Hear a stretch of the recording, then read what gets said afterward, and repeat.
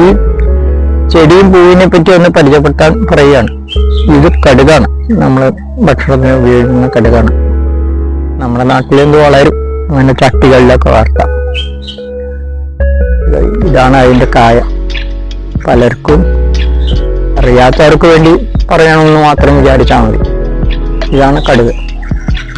ഇവിടെ ഇങ്ങനെ ഞാനിത് ചട്ടിയിൽ മാവിന്റെ കൂടെയൊക്കെ വളർത്തുന്നതിന്റെ ഉദ്ദേശം എന്താ വെച്ചാൽ മണ്ണിൽ കുറെ വളം ഉണ്ടാവാൻ വേണ്ടിയിട്ടില്ല. മണ്ണിൽ ഇതിന്റെ ഒക്കെ പല ഔഷധ ഗുണങ്ങൾ ചെയ്യും. ഈ മയൂര അങ്ങനെ കണ്ണിക്കണ്ട നമുക്ക് എതിരായി നിൽക്കുന്ന ഫംഗസുകൾ, ഇതിനൊക്കെ തരണം ചെയ്യാൻ ഈ വക ചെടികളെ കൊണ്ടൊക്കെ നമ്മളറിയാതെ ഗുണങ്ങൾ കിട്ടും.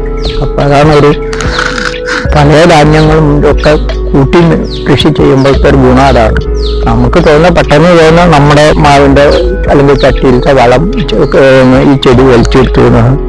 അതല്ല, ഇതിനൊക്കെ ഒരു പ്രതിരോധം കിട്ടും കൂടി വേണം. മണ്ണിന്റെ ഘടനയിൽ മാറ്റം വേണം. അതും കൂടി ഉദ്ദേശിച്ചിട്ടാണ് ഇതൊക്കെ വളർത്തുന്നത്.